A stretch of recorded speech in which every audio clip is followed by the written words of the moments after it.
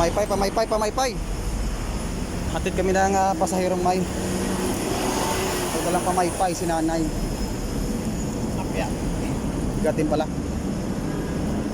Dahil matanda na nga si nanay, hirap na hirap umakyat na sa footbridge yan. Kaya inalalayan na muna namin kasama ang aking tropa, si Mai. Ayan.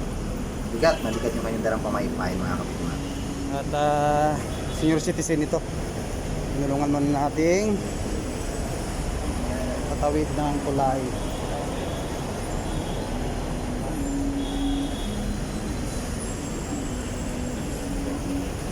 Saan ba to?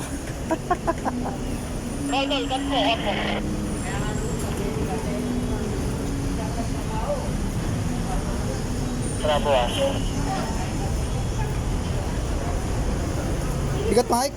Sakto lang. Sakto lang. Alala lang, so Mike, at may kabigatan yan. Kaya go tayo, go. At sana ay itong mga paninda ni nanay na pamaypay ay ma-sold out din kaagad mga kapuknat. At kung ito naman yung hanap buhay niya, no? Mabigat din, Mike, no? Bigat din, Mike. Hinihingal tuloy ako.